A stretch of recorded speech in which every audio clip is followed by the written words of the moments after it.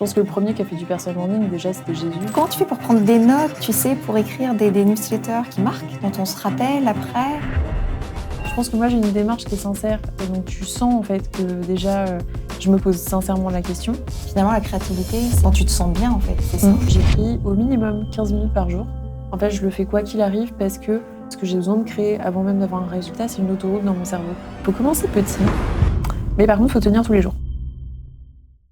Salut Maud, trop Salut. contente que tu sois là. Ouais, de même.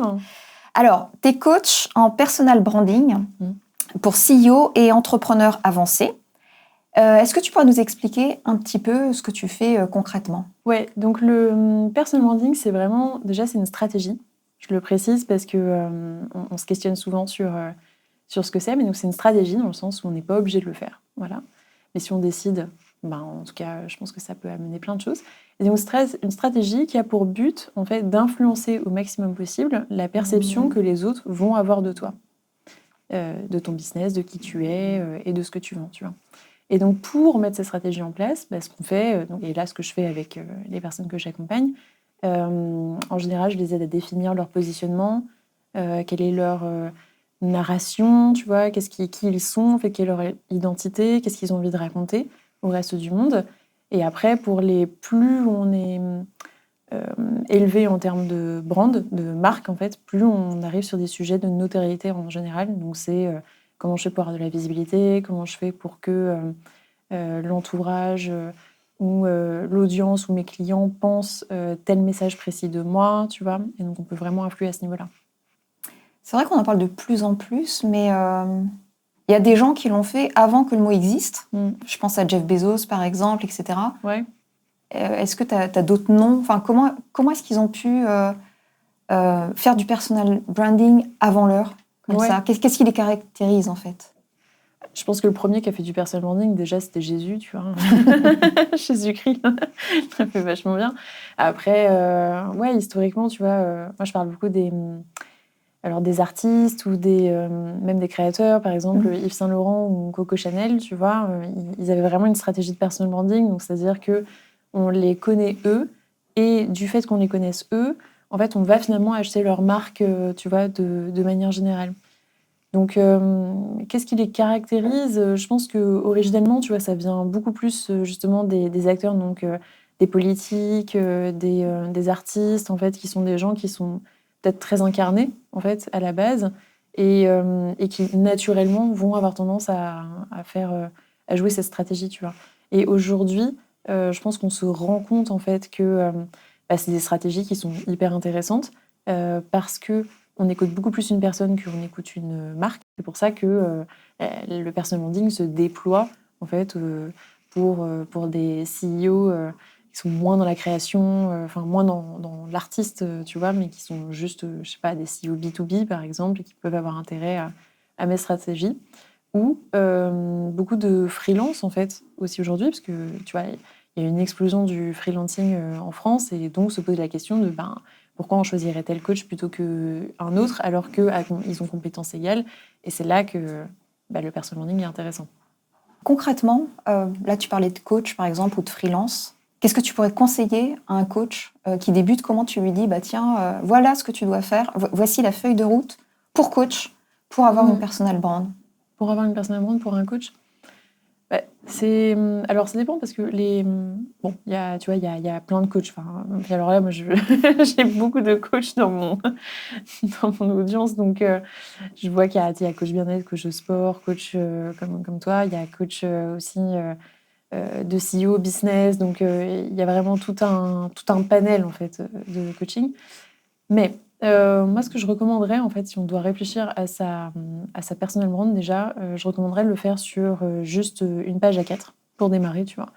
Parce que il y a des sujets qui peuvent prendre vraiment très, très longtemps. Et je me dis, si on est paumé avec ça, il faut déjà réfléchir juste sur une page A4. Et de se dire, en fait, c'est quoi ma tagline, donc ma promesse. La promesse, c'est vraiment l'essence, je trouve, d'une personal brand, tu vois, pour un coach, à savoir quelle est l'offre, donc qu'est-ce que je vends à qui pour qu'ils atteignent quel objectif, en combien de temps, tu vois, par exemple. Et déjà, là, tu as fait un sacré travail. Si tu sors coach nutrition par exemple, et que tu fais une vraie proposition de valeur, comme toi tu sais bien faire, en disant en 21 jours, je vous permets de perdre X kilos, là, tu vois, déjà, on se différencie. Et ça, je pense que c'est le truc numéro 1, déjà, à faire. Et si tu arrives à le faire, tu vois, sur une page A4, je pense que après, tu as beaucoup de choses qui se découlent de ça. Ouais, je trouve ça quand même assez violent, quoi, de devenir une marque, parce que c'est ça qu'on essaye de promouvoir. Ouais. On devient un média et tu te caches plus derrière le nom de ton entreprise que tu as brainstormé, que tu as réfléchi dessus pendant des semaines, en fait. Et donc, tu es nu quelque part, c'est ton nom, c'est ta personne, c'est ton physique. Est-ce qu'il ne faut pas être extraverti, justement, ou assumer? Est-ce qu'on peut faire du personal brand à son insu, tu vois, sans le vouloir? Sans le vouloir? Ouais, c'est dur quand même de se mettre en avant comme ça. Est-ce que d'un côté, tu as envie d'être dans l'ombre, mais d'un autre côté, tu as envie d'être dans la lumière aussi. Enfin, tu as envie de vendre, quoi, et de promouvoir ton message. C'est pas incompatible, un petit peu, les deux? J'entends plusieurs choses dans ce que tu dis. Il y a déjà, est-ce que le personal branding, est-ce qu'il faut être extraverti? La réponse est non. Moi, je suis une introvertie et tu vois, je pense que j'y arrive quand même très bien. Donc, non, je pense pas qu'il y ait besoin d'être extraverti. Par contre, effectivement, ça te demande de te mettre d'une certaine manière à nu. Après, c'est un exercice de vulnérabilité, tu vois, que de se présenter au reste du monde. Et c'est pour ça que je dis que c'est une des stratégies qui existent parmi beaucoup d'autres. Et qu'il y a des gens pour qui ça marche pas, c'est pas cohérent, tu vois. Et en fait, peut-être qu'il ferait mieux de faire des stratégies de prospection, des stratégies de SEO, des stratégies autres, tu vois. Néanmoins, quand on décide d'y aller, je pense qu'il y a plein de manières d'y aller. Tu vois, c'est là la beauté aussi du personal branding, tu vois. T'es pas obligé de parler de toi tout le temps, de te mettre tout le temps toi en avant. En fait, tu peux aussi mettre, tu vois, ta science et tes connaissances en avant. Je pense par exemple à Romain Bouvet, qui est docteur en neuromarketing, si je dis pas de bêtises. Et tu vois, quand tu vas sur son LinkedIn, il doit mettre une photo de lui tous les je sais pas, 30 posts parce qu'il lui arrive un truc, tu vois, il a passé un certain cap d'abonnés ou un truc comme ça. Mais sinon, c'est uniquement des carousels vraiment très techniques sur, je vous partage ce savoir, tu vois. Mais il le fait quand même en son nom propre. Et du coup, tu vois, là, moi, je te parle de Romain Bouvet et pas de son entreprise, en fait. Parce qu'on l'écoute quand même plus, lui, en tant que docteur en neuromarketing, que une entreprise sur le sujet, tu vois. Donc voilà, je veux dire, il y a plein de manières, tu vois, d'aller là-dedans qui peuvent te protéger quand même, sans que t'aies à te mettre complètement à nu. Et du coup, tu es une superstar sur LinkedIn. Je rappelle un petit peu tes stats. Donc, tu as plus de 100 000 abonnés donc, sur LinkedIn. Tu as lancé une newsletter il y a 3 ans. Ouais, quelque chose comme ça maintenant. Tu en es à la 189e. C'est ça, tu as 23 000 abonnés. Donc, tu es devenue la figure d'autorité sur le personal branding en France, en l'espace de vraiment pas longtemps. Avant cette version de toi que l'on voit aujourd'hui, tu parles souvent de tes échecs. Enfin, j'ai l'impression qu'aujourd'hui, tu ne suis plus les codes, en fait. Tu vois, il y a un côté très introspectif dans le personal brand, le fait de s'assumer dans l'entrepreneuriat, bien sûr. Comment ça se passait avant que tu deviennes Maud Allavès, avant, quand tu suivais les codes? T'étais qui? Alors, avant que je me lance vraiment dans le personal branding, tu veux dire, du coup, avant, il y a 3 ans. Parce que, après, c'est intéressant, tu vois, ce que tu dis, parce que j'ai toujours été Maud Allavès. Depuis avant même ma naissance. Mais là, il y a 100 000 personnes quand même qui te connaissent, qui te suivent sur LinkedIn et qui connaissent bien ton nom. Ouais, et qui connaissent bien mon nom, effectivement. Mais tu vois, ça me ramène aussi à ce que tu disais là juste avant sur, en fait, on s'enferme un peu, on est dans une brand, mais en fait, je pense pas, tu vois, on n'est pas enfermé, justement. Je pense que c'est la beauté du personal branding, c'est que, alors de toute façon, les gens, ils te mettent dans une case de toi, tu vois, à un moment donné. Et après, la question, c'est quelle est celle que tu as envie qu'ils aient en ce moment, tu vois. Et là, tu suis tes objectifs. Donc, là, moi, en ce moment, j'ai envie que les gens ils aient une perception de moi qui est vraiment coach personal branding, écriture, créativité. parce que ça va vers la direction que j'ai envie. Et avant, je réfléchissais pas à ce qu'ils voulaient, ou j'avais moins de stratégie, effectivement. Et là, peut-être que j'étais dans les codes, oui, du coup, de la bonne élève qui essaye de tirer le mieux de ce qu'elle peut, tu vois. Mais avant, je pense que j'étais juste étudiante déjà, donc je me posais pas la question. Et après, il y a eu un petit moment, peut-être que c'est de ça dont tu parlais, du social club, en fait, qui est l'époque où, quand je me suis lancée dans l'entrepreneuriat, où j'avais cette entreprise, donc qui était une école qui forme aux réseaux sociaux. Et là, ouais, j'essayais de faire un peu comme tous les autres sur LinkedIn, en tout cas. Et j'essayais de rentrer dans les codes à ce niveau-là. Après, il y a un moment, effectivement, j'ai dit non, en fait, j'arrête, c'est pas pour moi. Et je vais faire le truc à ma sauce. Et là, oui, ça a vraiment décollé, je dirais. Donc en fait, tu as vraiment commencé à décoller sur LinkedIn à partir du moment où tu t'es remise en question, c'est ça, et en disant, mais ok, je vais pas faire cette école. Du coup, qu'est-ce que je fais? Et je vais faire du personal brand.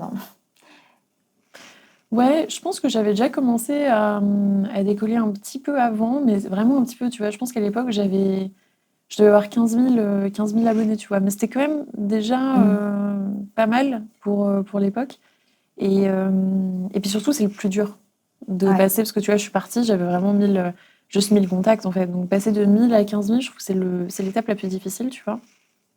Mais oui, après, en tout cas, mon business et puis la croissance est allée beaucoup plus vite à partir du moment où, effectivement, j'ai dit « Ok, j'arrête ce projet d'école, je me lance sur le personal branding parce que j'y crois. Je pense que j'ai une compétence là-dessus. » Moi, je me rappelle, j'étais en train de me poser plein de questions il y a 1 an ou 2. Et puis, je reçois une newsletter. Je reçois une newsletter de toi. Alors, j'en recevais depuis quelques-unes, mais tu sais, on reçoit beaucoup de newsletters. Et puis, je pense que c'est le titre qui m'a intéressée. C'était tes rôles modèles, tu vois. Et je me suis dit, waouh, trop bien, elle est trop géniale, cette newsletter et tout. Puis, à partir de là, j'ai commencé à toutes les lire. Et puis, je ne sais pas pourquoi, un jour, j'arrivais pas à dormir. En plein milieu de la nuit, je me suis dit, tiens, je vais ouvrir un compte LinkedIn. Je vais ouvrir un compte LinkedIn et puis je vais me lancer sur LinkedIn, tu vois. Et c'est rigolo parce que tout naturellement, quand je me suis inscrite sur LinkedIn, je me suis dit, non mais il faut que je me fasse accompagner parce que je ne sais pas quoi faire. Et donc, c'est à ce moment-là où, du coup, tu m'as accompagnée pendant quelques mois. C'était vraiment, vraiment chouette de débuter sur LinkedIn comme ça. Et je repense à cette newsletter et je me demandais si toi, tu avais des rôles modèles et aussi des anti-rôles modèles, tu vois, qui t'inspirent. Tu vois, parce que finalement, Austin Kleon le dit également, que tu cites souvent, c'est qu'on n'invente rien. À chaque fois, on prend des bouts de plein d'artistes qui nous inspirent et puis on crée nous-mêmes après quelque chose. Qui t'inspire, toi? Ouais. Bah, tu vois, tu l'as dit, moi je pense que mes rôles modèles, c'est hyper facile de les voir parce qu'en fait, je les cite tout le temps. Donc, je vois alors de qui tu parles. Donc, il y a Austin Kleon qui m'inspire effectivement énormément, il se présente comme un écrivain qui dessine. Et je trouve qu'il a un terrain créatif qui est fascinant. Enfin, moi, il m'a appris beaucoup de choses sur la créativité, sur l'écriture. Donc, je le remercie tout le temps. Et ça m'arrive souvent, tu vois, de me demander, en fait, parfois quand j'écris des newsletters, je suis un peu bloquée. En fait, je me dis, si Austin Kleon il écrivait cette newsletter, il le ferait comment, tu vois? Ou qu'est-ce que, en fait, j'aurais envie de voir de la part de Austin Kleon? Et ça, en fait, je me dis, voilà, moi, j'aurais envie de voir ça. Et du coup, j'écris après ça, tu vois. Après, il y a Julia Cameron aussi, qui a écrit The Artist Way. Et pourtant, c'est des gens, c'est marrant parce que je les suis pas du tout sur les réseaux sociaux, tu vois, mais c'est des gens qui ont créé des contenus, en fait, que je dis, c'est du stock, c'est la différence entre stock et flow, tu vois, c'était des contenus de fond qui restent avec toi longtemps. Et le flow, c'est plus le contenu que tu fais tous les jours sur les réseaux sociaux, tu vois. Et eux, ils ont un gros stock, quoi. Donc, même si je les suis pas sur les réseaux sociaux, j'ai une telle connexion avec eux que j'en parle tout le temps. Après, il y a des Seth Godin, tu vois, qui... Une newsletter par jour, quand même. Ouais, un marketeur, tu vois, ça m'arrive parfois, je me pose des questions sur le marketing ou sur des sujets. Et en fait, je vais sur leur blog, enfin sur son blog à lui notamment, et je tape les mots-clés et je vois en fait s'il a déjà écrit des choses dessus ou non, tu vois. Donc c'est une méga source d'inspiration. Adam Grant aussi, qui a fait un TEDx qui était fascinant. Après, il y a beaucoup d'écrivains, tu vois, genre américains, David Perel, Nicolas Cole, qui m'inspirent beaucoup. Et sinon, j'aime beaucoup aussi les youtubeurs. Donc, tu vois, Lena Situation, je pense qu'elle infuse d'une certaine manière ou d'une autre. Squeezie aussi, je trouve que c'est de la... Ouais, ça me nourrit aussi. Et après, je réfléchis, mais tu vois, Marie Robert aussi, plus récemment, qui fait Philosophie sexy. J'aime beaucoup. Et après, il y a beaucoup d'écrivains de plus en plus, tu vois, qui m'intéressent. Ouais, tu as cité pas mal d'Américains sur le personal Ouais. brand. Est-ce que c'est parce que c'est quelque chose de nouveau et du coup ça vient des États-Unis ou en France, il y a personne pour incarner le personal brand pour l'instant? Bah, je pense que ça commence à venir, tu vois, mais alors en fait, d'ailleurs, même toutes les personnes que je t'ai citées, c'est pas des gens qui parlent de personal branding. C'est vraiment des gens qui vont plus parler de... J'ai beaucoup de rôle modèles qui sont éparses parce que je pense que justement les inspirations, tu vois, tu les prends beaucoup d'autres sujets pour ensuite nourrir toi ta vision de ta thématique, tu vois. Donc, mais après, effectivement, sinon, de manière générale, oui, il y en a beaucoup plus aux États-Unis qu'en France. Je pense qu'on est en retard à ce niveau-là comparé à eux, tu vois. Et du coup, en France, moi, je trouve que c'est beaucoup plus méthodique. Et moi, je vais plus être intéressée par toutes les questions philosophiques, en fait, qui sont derrière, justement, le personal branding, ou toutes les questions de marketing. Et du coup, c'est pour ça que je vais directement à la source, tu vois, d'autres personnes, quoi, qui sont spécialistes de ces catégories-là. Ouais, tu dirais qu'il y a quand même moins d'innovation en France là-dessus, moins de créativité? Pour l'instant, oui. Après, je pense qu'on n'a pas dit notre dernier mot, tu vois. Ça va peut-être venir, mais pour l'instant, en tout cas, oui. Et du coup, tout aussi important, est-ce que tu as des anti-role modèles? Pas forcément des gens, tu vois, ah tiens, je le déteste lui, Ouais. mais plutôt, ah c'est super intéressant, j'ai pas envie de lui ressembler, tu Ouais, vois? ouais. Ouais, j'en ai plein. Je vais pas te citer des noms exacts, mais on va dire globalement, tu vois, moi par exemple, ce que je fuis, en fait, ça va être les contenus trop promotionnels, trop commercial, trop facile, enfin, ce que je considère comme trop facile en tout cas, mais tu vois, je suis pas très fan des.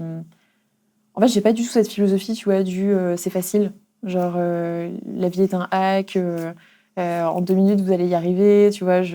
Moi, je crois pas à ça. Donc, c'est vrai que je vais plutôt vers des rôles modèles qui poussent l'inverse, en tout cas, qui vont pousser la réflexion, qui vont pousser l'introspection. Et donc, ben, tout ce qui va à l'inverse de ça, ouais, en général, c'est pas trop mon style. J'ai pas aussi de. Je sais que j'ai tendance à fuir, tu vois, les valeurs de quand c'est trop orienté pouvoir ou conflit. Tu vois, genre ceux qui démontent d'autres publiquement. Par exemple, je me dis ça, c'est pas dans mon style en fait de faire ça. Moi, j'ai des valeurs très harmonie, universalisme. On essaie de comprendre en fait comment ça se passe. Et donc du coup. Ouais, tu vois, les dogmes, par exemple, c'est moins mon délire. Est-ce que tu peux nous dire d'où viennent tes revenus? Alors déjà, j'ai 2 types d'accompagnement. J'ai le coaching 101 et après, depuis 1 an, j'ai lancé le programme LinkedIn pour indépendants. Donc là, ça se fait en cohorte. Voilà, de 10, à peu près 10, 12 personnes, tu vois, à chaque fois. J'en fais 4-5 par an pour l'instant. Et donc, sur les revenus, là, cette année, normalement, je vais finir à 300 000, tu vois, de chiffre d'affaires. Et le programme, je sais que c'est autour des 120 000. Tu as à peu près la même chose, tu vois, en coaching 101, peut-être 150. Et j'ai pas encore les chiffres exacts en tête, tu vois. Donc, je te dis, elle a vu comme ça. Et après, il y a une petite partie, il y a 25-30 000, tu vois, qui se baladent entre du sponsoring de newsletter, l'abonnement payant, et puis des petits partenariats qui peuvent arriver par-ci par-là, quoi. Ouais, c'est un super système là, que tu as mis en place qui est solide. Hein. Ouais. Et là, tout à l'heure, tu m'as dit que tu allais dans une nouvelle direction aussi. Ouais. Et donc, un projet d'écriture. Ouais. Ouais. Ça, c'est vraiment la porte que j'ai ouverte cette année, donc du coup, un peu plus tôt cette année. Où je me suis dit, en fait, je pense que j'ai envie d'écrire des livres de fiction. Et donc là, mon enjeu personnel, c'est déjà c'est d'y arriver. Tu vois, c'est pas du tout évident. Mais non, mais c'est de faire de la place en fait pour ça. Déjà, c'est de faire de la place pour ça. Donc là, je vais avoir un petit enjeu puzzle de comment est-ce que j'arrive à le caler dans mon agenda, comment est-ce que j'arrive à maintenir en fait le rythme, la cadence de ce que je fais à côté qui me nourrit quand même aussi beaucoup, tu vois, qui m'intéresse. Pour le coup, je sais pas du tout où est-ce que ça va, est-ce que ça va donner quoi. Et justement, pour donner de l'énergie, tes routines un petit peu, par exemple, tu dis que t'aimes pas cuisiner. Ouais. Je crois que j'ai entendu ça. T'aimes pas cuisiner, du coup, ça ressemble à quoi ta journée type, ton assiette type? Ouais, bah... Tu vas hurler, hein, je pense. Non, mais en fait, alors tous les jours, tous les midis, je vais au pain quotidien acheter soit un toast à l'avocat, soit avec 2 œufs au plat. Et ils me connaissent. Ça, c'est terrible, hein, mais genre j'y vais, ils savent quoi. Ils l'ont préparé, ils l'ont gardé. Non, mais ça m'est déjà arrivé que. Mais elle est où, Maud? Elle n'est pas passée encore. Non, mais que je sois devant le pain quotidien, puis je suis au téléphone avec une amie, et en fait, ils me voient de l'intérieur, tu vois. Et je rentre, et là, ils m'ont préparé mon truc. Tu vois, j'ai même pas passé la commande, mais en fait, ils m'ont dit, voilà, j'ai dit, mais j'ai même pas passé la commande. Ils m'ont dit, oui, mais on s'est dit que vous alliez pas changer, donc voilà. Donc je fais ça, et en ce moment, j'ai le croque du jardinier, donc c'est une version avec des légumes à l'intérieur, pareil, 2 œufs au plat à côté, voilà. Donc je fais ça tous les midis. Et après, le soir, là, ça dépend si je sors ou si on reste à la maison avec mon copain. Et on a tendance à commander. Alors, soit on va se commander du coréen, soit on va se commander indien, soit on va se commander, je sais pas, en général, c'est ça, cambodgien, tu vois. Et en fait, on varie entre 3-4 restaurants. Attends, ton frigo, il est vide, en fait? Ouais. Ouais. Non, mais oui, ouais. Donc, en fait... Non, en fait, il y a... en l'occurrence, comme mon copain fait beaucoup de sport, il n'y a que des trucs de nutrition, de les gels de sport, les machins. En fait, je sais même plus ce qu'il y a dans mon frigo, tu vois. Moi, j'avoue, je l'ouvre pas. Donc, je sais pas. Donc, en fait, dans ton placard, tu as juste du thé noir, si j'ai bien compris. Oui. Et puis, c'est tout.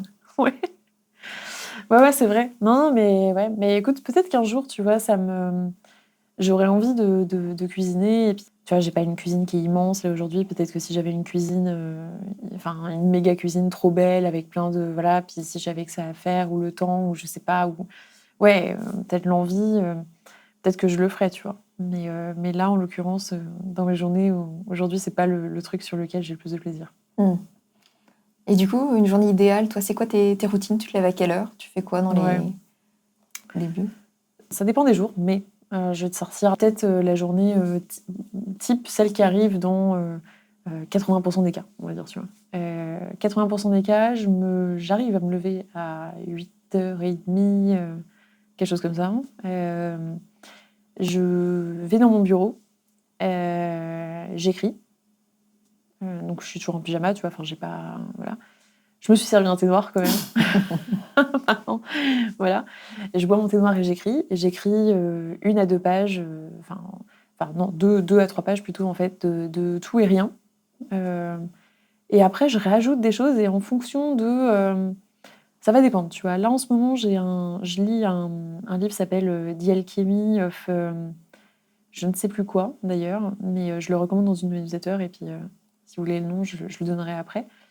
Journal of Alchemy, en fait. Un truc comme ça, un truc qui est très beau. Et en fait, elle propose 100 prompts d'écriture, tu vois.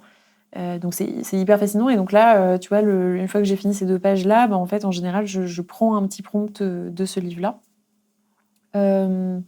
Ou alors, en ce moment, je suis en train de me faire coacher aussi en neurosciences par Mounia Erka, qui recommande de faire des modèles de pensée, tu vois. Donc, je commence à faire ça aussi.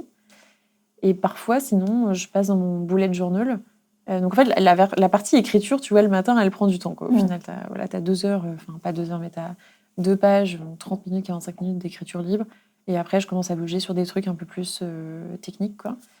Donc souvent bullet journal, donc ça va être qu'est-ce que je dois faire de ma journée, quel est mon objectif, quelles sont les petites tâches que j'ai envie de me faire, tu vois, et je me fixe juste voilà, une roadmap, tu vois, à ce niveau-là. Et là, maintenant, j'ai décidé que j'allais faire les coachings plutôt le matin pour essayer de finir tôt, tu vois. Donc, j'ai les coachings qui démarrent à 10h jusqu'à midi, j'ai des calls, et je suis en call jusqu'à, en général, 15-16h, tu vois. La plus. Mais mon objectif, ça serait de finir à 16h30, et pour qu'à partir de 16h30, justement, j'ai à nouveau une vie plus d'écriture, tu vois. Que je puisse. Ce que je me rends compte, c'est que en fait, j'ai du mal à écrire si je sais que j'ai un coaching après ou un truc qui vient après, tu vois. J'ai besoin en fait de tout couper, d'enlever les ordi, les machins, et puis de me dire voilà, ok, là j'écris mon truc, je suis tranquille et j'ai besoin de pas avoir de deadline, tu vois. Donc l'écriture de ta nouvelle, ça serait plutôt en fin de journée, c'est ça? Ouais. Qu'est-ce que tu penses de... J'ai lu la routine d'Amélie Nothomb récemment. Ouais. J'écris à 4 Je trouvais heures. ça un peu violent. C'est Ouais. ça. Et puis elle disait, ouais, si ton père est mort, c'est pas grave, tu te lèves à 4 heures du matin. Et puis t'écris. Combien d'heures elle écrit? Je sais 4 plus. heures. 4 heures. Ou Marc Lévy, c'est pareil. Je crois que c'est lui, pour le coup, c'est 8h midi, ce qui me semble un petit peu plus acceptable.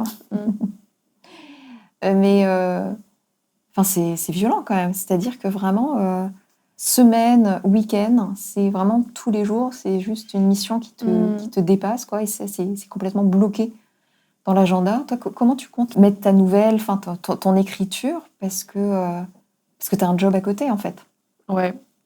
Ce qui est le drame de beaucoup d'écrivains au début, en fait, avant qu'ils deviennent des Amélie Nothomb ou des J.K. Rowling, en fait, ils avaient un job à côté, quoi. Et du coup, ils devaient concilier les deux. Bah écoute, moi, je suis de la philosophie faut commencer petit, mais par contre, faut tenir tous les jours, tu vois. Donc, mon objectif, c'était j'écris au minimum 15 minutes par jour, où je travaille, tu vois, 15 minutes par jour sur mon sujet. C'est pas grave si c'est que 15 minutes, mais par contre, je le fais tous les jours, tu vois. Et ça m'est arrivé, donc là, je le tiens depuis 3 mois. Alors, tu vois, quand je te dis tous les jours, si on met 30 jours dans un mois, tu vois, il y a 28 jours sur 30 sur lesquels je le tiens, en réalité. Mais ce qui est déjà pas mal, je trouve, tu vois. Et ça m'est arrivé, tu vois, de me retrouver à minuit, de me dire, bon, bah, j'ai pas fait mon truc, bah, vas-y, je le fais, tu vois. Et j'écris mes 15 minutes. Souvent, j'écris plus que 15 minutes. Il y a des fois, j'écris 2 heures, il y a des fois, tu vois, j'ai réussi à écrire plus. Souvent, j'écris plutôt 30, enfin, je m'y mets plutôt 1 heure, tu vois. Mais en tout cas, je me mets cet objectif-là de juste 15 minutes parce que je trouve que ça, il n'y a pas d'excuse, tu vois. Et puis aussi, tu te rends compte qu'en fait, en 15 minutes, tu peux déjà faire pas mal de choses, tu vois. En vrai, quand tu es hyper, hyper motivé, tu trouves quelque chose, donc ça te rassure. Et je crois qu'effectivement, c'est important en fait de garder ce truc journalier, tu vois. C'est que ton cerveau, alors tu vois, Mounia me l'a expliqué en neurosciences, mais il a des connexions neuronales, tu vois, qui sont vraiment très faciles en fait, où il y a des autoroutes et il se pose pas la question, c'est un automatisme. Et tu vois, par exemple, te brosser les dents, c'est pas compliqué, tu vois. Ton cerveau, c'est hyper facile pour le faire, tu te poses pas 1 milliard de questions, tu vois. Et par contre, si tu dois faire ta stratégie pour un podcast, là, c'est nouveau. C'est une nouvelle route que tu dois employer. Mais par contre, plus tu vas faire de podcasts, plus en fait, ça va être facile et ça va être des automatismes. Tu vois, comme moi, ma newsletter, bon, bah voilà, il y a un moment, au bout de 189 newsletters, ça devient facile. Et je pense que c'est la même chose pour tout. Et je pense que c'est pour ça que tu vois, c'est important en fait, de se dire, bah, en fait, je le fais quoi qu'il arrive parce que ce que j'ai besoin de créer avant même d'avoir un résultat, c'est une autoroute dans mon cerveau pour que en fait ça soit facile à faire, tu vois, ce truc d'écriture. Et après, une fois que ça devient facile et que tu te poses plus la question, en fait, bah au moins là tu l'as mis dans ton agenda et là au moins tu te donnes tous les moyens pour que ça se fasse. Ça me fait penser à un bouquin que j'ai lu, je me rappelle plus de l'auteur, et qui disait qu'il fallait 10 000 heures d'apprentissage sur un sujet pour devenir un expert. Ouais. Et donc, ces 10 000 heures, où tu les faisais en 3 ans, ou tu les faisais en 50. Ouais. Et ça m'a complètement déprimée. Quelque part, je m'y suis reconnue parce que du coup, personnellement, quand je me mets dans un sujet, en général, je suis bulldozer, tu vois, mais je fatigue vite. Donc, je profite, en fait, du début, en fait, pour donner le maximum. Et puis, d'un autre côté, il y a mon mari, tu vois, où il se dit, cuillère, 5 minutes. Je me rappelle, il s'était mis à la guitare. Donc, il s'est dit, ouais, 5 minutes par jour, quoi. Et puis, tu vas arriver aux 10 000 heures, peut-être. Ouais. Mais j'avais calculé le nombre d'années, c'était beaucoup. C'était long. Bon, après, bien sûr, est-ce que c'est pas uniquement le nombre d'heures? Bien sûr, et c'est aussi à quel point tu es dédié à cet objectif. Et il y a la répétition, il y a le fait que tu testes, que tu échoues, que tu essayes de voir comment améliorer, etc. Mais quand même, pourquoi pas 4 heures? 4 heures, bon, on comprend, quoi, c'est plus difficile à les mettre dans une journée. Mais ouais, pourquoi pas 30, par exemple? Parce que 30, parce que tu vois, 15 minutes, en fait, moi, il y a des fois où je me disais... tu vois, des fois, je suis entre 2 coachings. J'ai 30 minutes de battement, en général, entre 2 coachings. Et c'est 30 minutes où j'ai toujours un peu du mal à... Tu vois, j'ai la tête qui est encore dans le coaching, enfin, j'ai encore du mal à m'y mettre et tout. Mais au bout de 10 minutes où je suis sortie du premier, je me dis, putain, il reste 20 minutes devant moi, là. Et en fait, je me dis, en fait, j'aurai le temps. Je peux les caler, là, tu vois, les 15 minutes. 30 minutes, c'est plus difficile de trouver vraiment 30 minutes dans ta journée. C'est vraiment cette idée, en fait, de se dire, c'est quoi le minimum viable, tu vois? Et moi, je sais que le minimum viable, c'est 15 minutes, ou 15 minutes, je vais jamais les louper. Alors que 30 minutes, je sais que je peux. Et qu'est-ce qui est le plus important à la fin de la journée, en fait, tu vois? Et moi, le plus important, c'est de me dire, en fait, je l'ai fait tous les jours, j'ai réussi à garder ce rythme, parce qu'en fait, ça t'auto-félicite, tu vois. Du coup, tu as un sentiment, c'est positif. Alors que si tu loupes plusieurs fois ton créneau, là, tu te mets dans une boucle négative, en fait, où tu dis, ah ouais, en fait, j'ai pas été capable, en fait, c'est pas important, et puis en fait, tu lâches, tu vois. Donc, je pense que avec les objectifs comme ça, il vaut mieux voir petit, mais atteignable, donc tu es sûr que tu vas le tenir pendant 1 an, tu vois, plutôt que de voir un petit peu, d'avoir les yeux un peu plus gros que le ventre, et puis de risquer quelque chose qui est plus important, qui est la confiance en toi, quoi. Et du coup, tu as des hacks de productivité justement pour t'y mettre.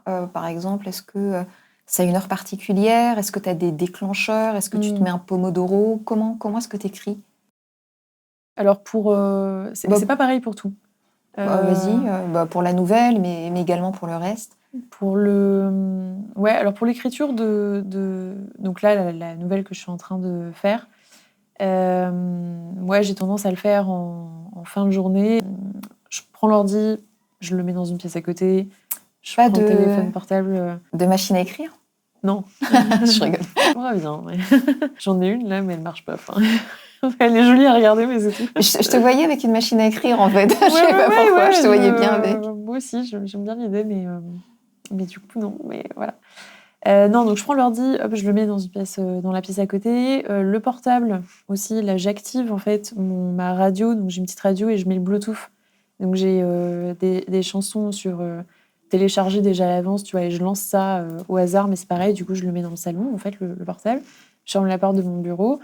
J'allume une petite bougie. Et là, tu vois, j'ai ma musique, j'ai ma petite bougie, j'ai mon. Mais tu mets 15 minutes à mettre tout ça en place déjà? Non, franchement, tu mets 30 secondes à mettre ça en place, tu vois. 30 secondes. Mais c'est une bonne question, parce que tu vois, quand je me dis, en fait, justement, quand je suis en rush et je me dis, en fait, là, j'ai que 15 minutes, tu vois, en général, je fais pas tout ça. Mais par contre, je prends et je me force, en fait, je me dis, vas-y, ça dure que 15 minutes, tu vas le faire, tu vois. Voilà. Et par contre, il y a des fois où quand je sais que en fait, là, je vais avoir le temps et que je vais plutôt y passer 1 heure, 1 heure et demie, tu vois, parfois plus 2 heures, en fait. Là, voilà, je me mets dans les méga conditions et je fais ça. Donc, la musique, la bougie, papier, crayon. Et là, tu vois, même si, en fait, j'ai... Alors, tu vois, le premier brouillon, c'est-à-dire que j'ai écrit donc, du début à la fin de la nouvelle, qui faisait 17 pages, la première version, je l'ai écrit dans un carnet. Et après, une fois que j'ai fait ça, là, j'ai dicté pour en avoir un transcript en texte, tu vois, mais que j'ai imprimé. Et donc là, tu vois, je reprends donc ce que j'ai écrit en imprimé et je fais des petites annotations, tu vois, je raye des trucs, je bouge des passages, je réécris après sur papier, tu vois, quelques parties. Et après, tu vois, je vais sur l'ordi et je modifie les petits trucs que j'ai changés. Mais ça, c'est finalement pas la partie la plus difficile, tu vois, que de reproduire sur papier, quoi. Malgré tout. Ah ouais, ok. C'est intéressant, ça. Ouais. Et après, pour création de newsletter, c'est à peu près pareil. Je me mets une bougie carnet, beaucoup, tu vois. Et j'écris dans le carnet. Et après, je fais dictaphone. Et puis, j'ai le transcript qui sort comme ça. Ça marche bien. Et les posts, je les fais sur ordi directement. En général, là, j'ai mon La espace bougie, Notion. quand même. Non, même pas. Là, les posts, tu vois, c'est juste... ouais, il y a un moment, je m'y prends. Je me dis, tiens, ça va être ça le sujet. Tac, tac, tac. Et je l'écris. Et je les écris de plus en plus rapidement. Et ça, je suis vraiment fière de ça. Parce qu'au début, je mettais 1h30, 2 heures parfois pour écrire un post, tu vois. Et là, je me félicite parfois. Je mets 10-15 minutes sur un contenu, quoi. Et je me dis, waouh, c'est bien. J'avais fait une masterclass de Christina Aguilera sur le chant. Ok. Et ben pareil, elle, à chaque fois qu'elle est en tournée, elle se prend sa petite bougie, elle l'allume pour faire ses vocalises. Je trouvais ça trop mignon parce que c'est vrai que tu as besoin d'avoir ces rituels, ces routines pour être à la maison. Ouais. Et pouvoir laisser. Et finalement, la créativité, c'est quand tu te sens bien, en fait, c'est ça. Complètement. Complètement. En fait, tu as besoin de mettre ton cerveau en default mode network, tu vois. Donc, c'est cette espèce d'état où tu flottes, tu vois, comme quand tu es dans le train et tu regardes comme ça dehors. D'ailleurs, c'est un des meilleurs endroits, en fait, pour activer cette zone. Et du coup, c'est pour ça que c'est hyper important, en fait. En fait, le défi de notre génération, c'est d'éviter les distractions, quoi. C'était déjà le cas. Tu vois, tous les écrivains, en fait, même dans les années, les témoignages qu'on trouve, tu vois, dans les années 1800, 1900, 1950, en fait, ils avaient déjà ces défis de réduire les distractions. Mais pour eux, les distractions à l'époque, c'était les autres. Tu vois, c'était les soirées, les trucs comme ça. Et la cigarette, voilà. Donc, ils s'enfermaient celui qui a écrit James Bond, par exemple, il s'enfermait dans des motels pendant 2 semaines pour écrire. Maya Angelou, elle faisait pareil, tu vois, elle écrivait dans un hôtel aussi. Donc ça, il y en a plein des histoires comme ça. Et nous, on a le drame, en plus, qui est les réseaux sociaux, Internet, les ordis. Et là, c'est très, très dur, ça. Du coup, toi, t'as pas de notification, alors? Non. Pas de notification, toujours le portable en ne pas déranger. Je suis une ermite à ce sujet-là. C'est vraiment... c'est assez terrible.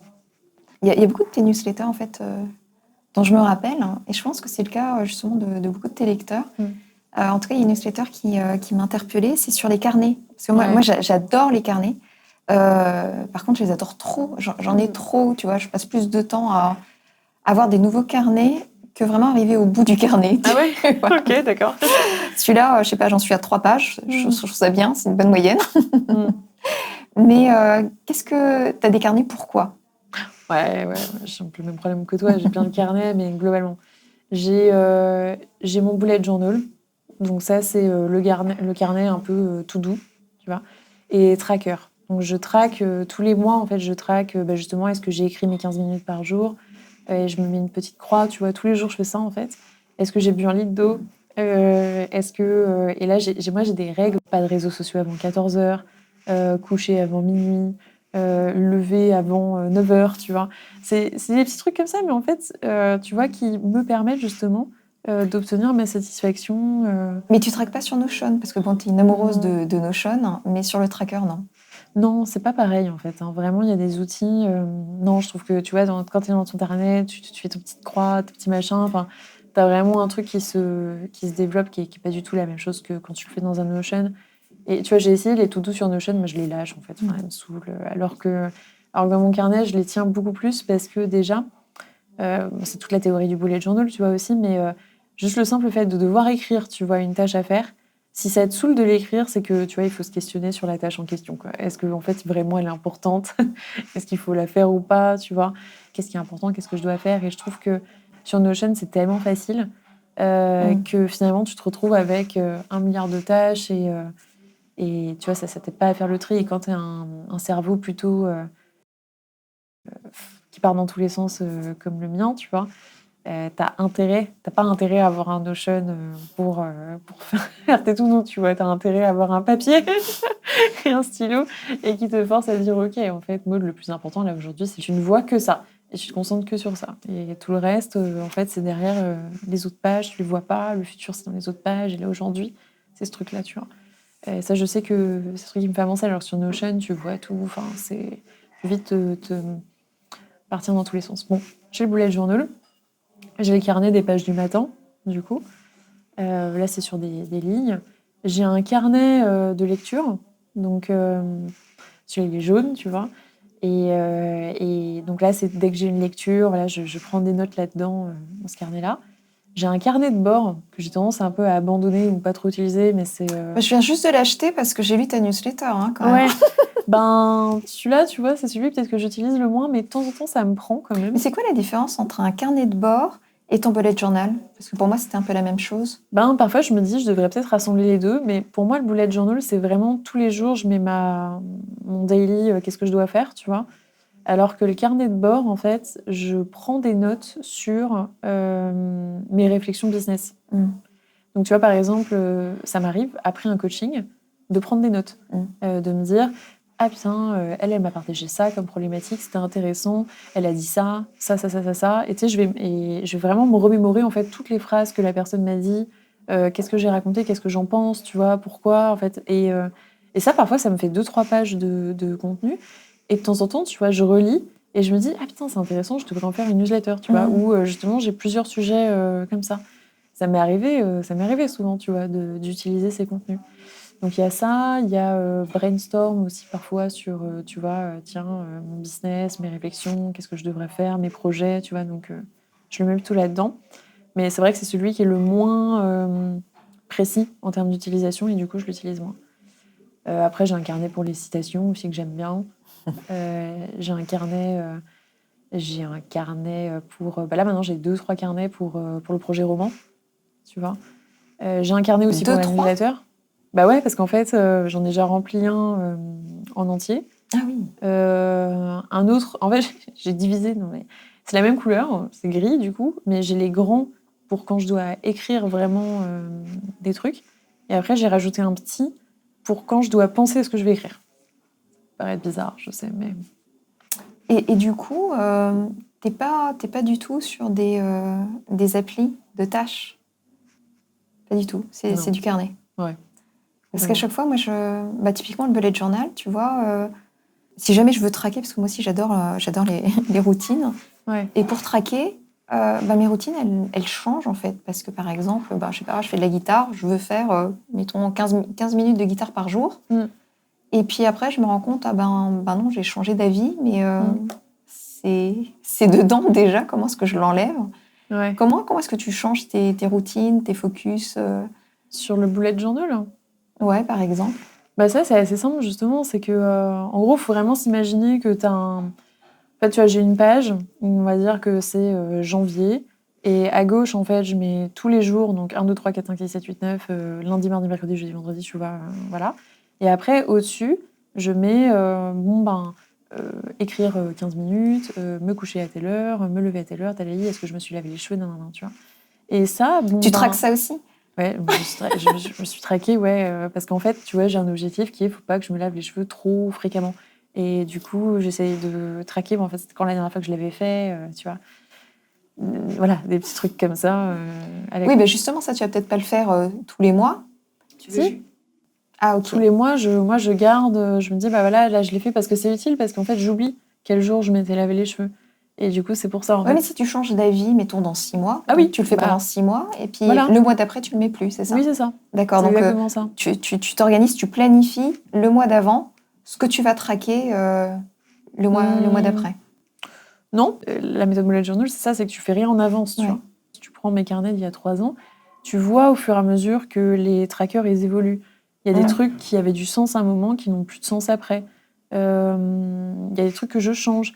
Il y a des mots que je change, tu vois. Par exemple, écrire 15 minutes par jour. Au début, j'avais mis... je sais plus qu'est-ce que j'avais mis, tu vois, mais je crois que j'avais quelque chose, genre travailler sur mon roman. Et tu vois, j'ai changé, en fait. J'ai fait, en fait, non. Et c'était 15 minutes aussi? Mais non, tu vois, j'avais pas ça. Et tu vois... Ah oui, donc t'as changé, tu t'es dit, tiens, il manquait un truc. Il faut que je mette écrire 15 minutes, tu vois. Ou il y a un moment, j'avais tracker, ok, il faut que j'arrête d'aller aux toilettes avec mon portable, parce que je perds trop de temps sur TikTok, tu vois, voilà. Et puis finalement... Mais c'était après 14 heures, donc ça va. Finalement, oui. Mais en fait, finalement, je me dis, ça n'a pas de sens. Ou il y a un moment, c'était important que je fasse, tu vois, de la lecture. Et puis en fait, là, je me rends compte que, je sais pas, je le fais tous les jours. Et donc, je me dis, est-ce que j'ai besoin de le traquer, tu vois? Non. Pareil, c'est les mêmes questions que je me pose. Ouais. Voilà. Donc, il y a des choses qui évoluent comme ça, en fait. Donc, moi, c'est vraiment... Alors, l'intérêt, c'est mettre des routines en place. Avoir de l'autosatisfaction, de la gratitude, tu vois, et tout ça. Et comme ça, t'es content. Gratification, donc t'es content. Et du coup, tu la gardes, tu vois. Et dès que je sens que... Bah, en fait, de toute façon, tu vois bien, hein, si tu as envie de la cocher tous les jours et que en fait, il y a un jour sur deux où le truc il est pas coché, c'est que tu te dis, bon, bah, en fait, l'habitude, elle est pas. Il y a un truc qui colle pas, tu vois. J'ai pas réussi à bien la mettre en place. Et du coup, pour ta nouvelle, t'es à combien là? Deux. De petites croix, depuis combien de mois? Et bah, depuis août, en fait, là, vraiment, je le fais tous les jours et je faisais, c'est à peu près 28 sur 30, quoi. Tu vois des trucs, tu vois, tu te dis, ah putain, j'ai mes petites croix, j'ai ma ligne là. Et mon objectif, en fait, c'est ça, c'est remplir ma petite croix, tu vois. Et la routine que t'as abandonnée récemment parce qu'il n'y avait pas assez de croix, c'était quoi? Récemment, j'en ai pas, parce que là, ça fait bien 6-7 mois que je tiens. Mais là, tu vois, celle que je vais abandonner, je me suis fait la réflexion, genre hier, je pense, donc ça, c'est bien. C'est celle de prendre des notes, justement. Tu vois, il y a un moment, en fait, j'avais essayé de différencier. Je lis, d'une part, et de l'autre, je prends des notes sur ce que je lis. Et en fait, je le fais pas assez souvent de prendre des notes sur ce que je lis pour l'avoir dans mon tracker, tu vois. Donc, je trouve que ça n'a pas de sens. Ou alors, il faudrait que je le fasse différemment, tu vois. Justement, mais là, je me dis, putain, faudrait peut-être que je le change, ça. Ah oui, parce que tu le mettais tous les jours, à suivre tous les jours, c'est ça? Bah ouais. Donc garder ton carnet, mais le faire de façon plus sporadique. Bah, de toute façon, je le fais, mais je le fais naturellement, Ouais. tu vois. Mais du coup, je me dis, tiens, en fait, c'était quoi l'intérêt de l'avoir dans un tracker quotidien? Est-ce que en fait, c'est quelque chose que j'ai envie de faire tous les jours? Il y a un moment, j'avais envie de ça, mais là, je me dis, bah, il y a quelque chose qui est pas très juste, ou alors il faut que je me mette pareil, 15 minutes. Peut-être, pour réussir à le faire. Et du coup, ta routine préférée, enfin ton tracker préféré, vraiment où tu te vois pas l'abandonner, c'est cette routine d'écriture de nouvelles, ou t'en as une autre vraiment qui est non négociable? Je pense que celui que je lâche jamais, là, tu vois, c'est écrire le matin. Donc, j'ai un tracker Morning Pages. Et celui-là, je pense que sur 365 jours dans l'année, je pense qu'il y en a 360 qui sont cochés, tu vois. Après, je peux écrire le soir, parfois, si je loupe le matin. Tu vois, ce matin, j'ai pas eu le temps, donc je vais rentrer et puis je vais écrire, tu vois. Mais je le ferai. Je le ferai quand même. Ça, c'est un non négociable. Et je le garde dans mes trackers, malgré le fait que je le fasse même s'il n'y a pas le tracker, parce que ça me fait du bien de voir un truc qui est rempli à chaque fois. Tu vois, c'est ça, en fait. C'est pour ça que je te dis, c'est en fait, se dire, tu sais, on n'est pas en fait, on n'est pas venu ici pour souffrir, tu vois. Et je pense qu'on a besoin de se sentir bien. Et voilà, quand il y a un truc que tu fais bien, bah, effectivement, c'est bien de le remarquer, quoi. Et moi, le bullet journal, j'ai toujours eu du mal parce que je trouvais ça trop beau. Ah ouais. Je me disais, mais je sais pas dessiner, je vais pas faire un bullet journal, ce qui est débile, parce que comment il s'appelle, Ryder Carroll, je crois que c'est lui qui a inventé le bullet journal. Et enfin, lui, c'était très dépouillé, mais c'est juste qu'après, ça a été investi par.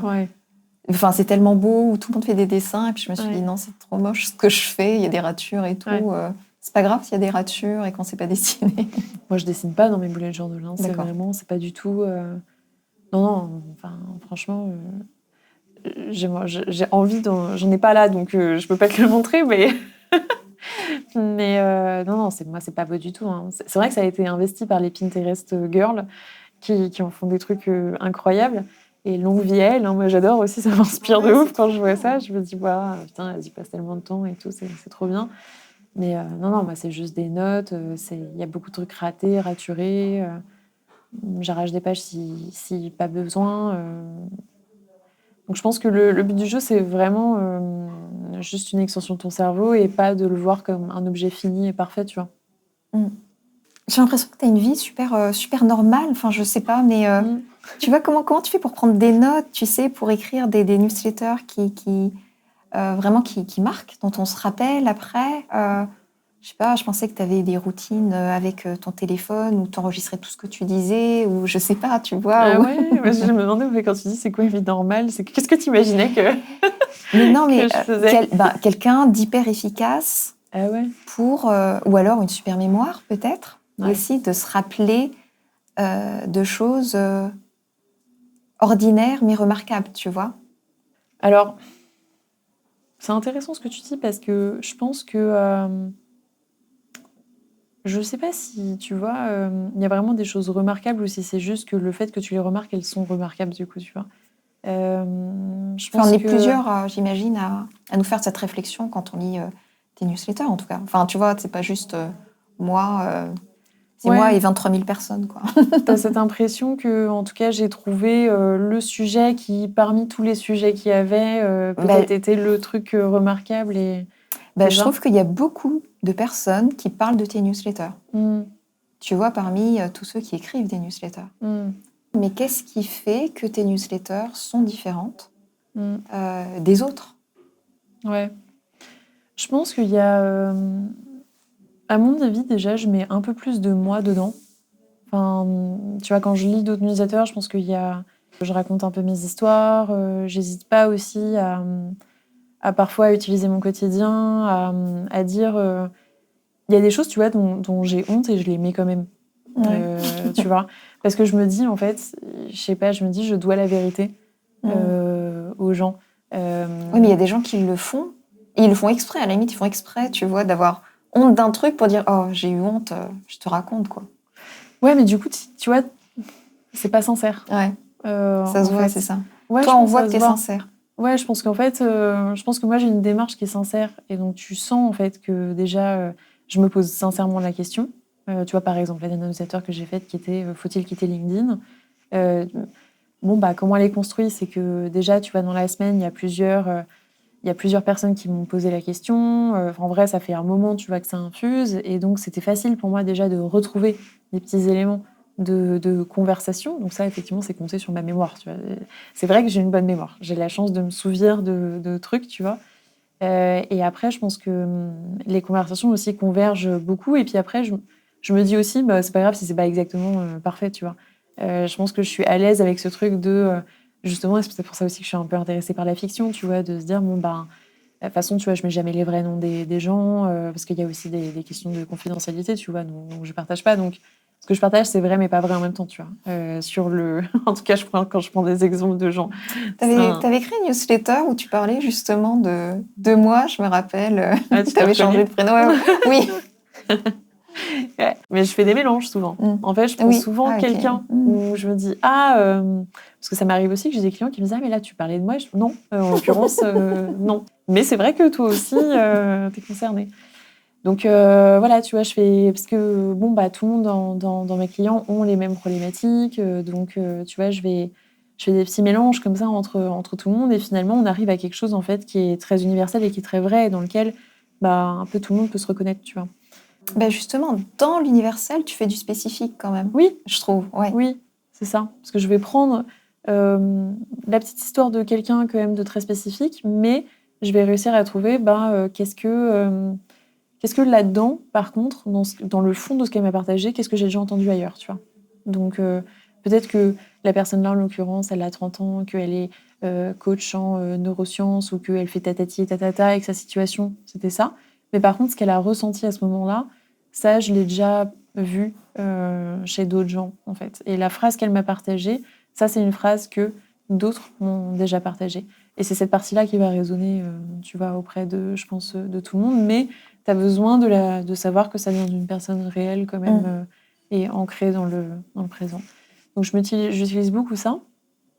Et après, tu vois, donc, faut-il quitter LinkedIn? Bah, j'ai quand même dit, bah oui, en fait, je me pose sincèrement la question, quoi. Et c'est vrai, tu vois, c'est pas évident. Puis c'est pas évident pour moi d'assumer que, à la position où je suis, ben ouais, je me suis posé la question aussi, tu vois. Mais en fait, je me dis, bah, en même temps, c'est vrai. Et puis, en fait, le but de cette newsletter pour moi aussi, c'est même moi-même d'être sûre de ce que je pense, d'y réfléchir. Et donc, je pense que je partage, tu vois, cette réflexion et que, en fait, vous voyez cet exercice en live, tu vois. Et du coup, ouais, c'est un vrai exercice sincère, tu vois. Et puis, elles sont longues, elles sont fournies, je vais au bout de la pensée. Mais je pense que, ouais, c'est que, à mon avis, les gens là sont sincères. Et que c'est pas toujours mes exemples à moi où je vais toujours m'accrocher sur des choses qui sont vraies, tu vois. Après, de mon interprétation, mais... Non, c'est intéressant parce que c'est vrai qu'on est quand même dans une période où voici les 10 astuces pour écrire une newsletter. Il faut que l'objet, ça soit ça. La preview, ça soit ça. Que tu suives un arc narratif, etc. Et puis, j'ai l'air de me moquer, mais en fait, non, parce que ça aide beaucoup. Ouais. Tu vois, et le fait d'avoir justement des prompts d'écriture, etc. Parce que c'est comme ça qu'on se lance. Et en même temps, être remarqué, être différent des autres. Tu vois, donc imiter peut-être au début, avoir des prompts. Parce que l'idée, le plus important, c'est de passer à l'action et de se faire ses premières armes pour pouvoir se connaître. Parce que finalement, c'est ça, à la fin, c'est l'introspection, c'est qui suis-je, qu'est-ce que j'ai envie de dévoiler aussi. Et en tout cas, super contente d'avoir eu ton retour dessus. Comment est-ce qu'on peut te contacter sur les réseaux? Sur LinkedIn. On t'envoie un message, c'est ça? Oui. Sur Instagram, sur les newsletters, les personnes mode. Il y a plein de choses qu'on peut lire et qu'on peut suivre. Super. Merci beaucoup, Maud. Merci à toi.